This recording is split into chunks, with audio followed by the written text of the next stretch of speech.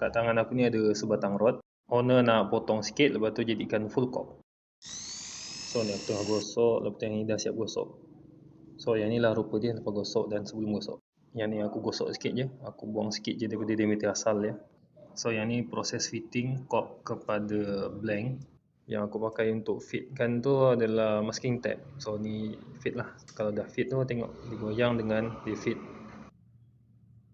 So aku buat 4 point. Proses fitting pula. Fitting pakai epoxy 5 minit, bancuh, lepas tu letak epoxy dekat blank, cucuk masuk sampai habis.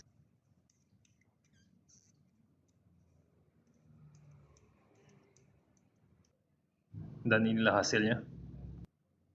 Lepas tu aku kok seal dulu, kok yang aku pasang ni. So kok seal ni dia akan ada satu layer je, dia tak boleh 2 layer. Sebab kalau 2 layer, yang layer kedua takkan serap.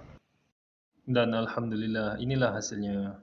So mana-mana yang nak betulkan rod, nak potong rod macam brother ni, nak servis mesin, boleh rujuk aku.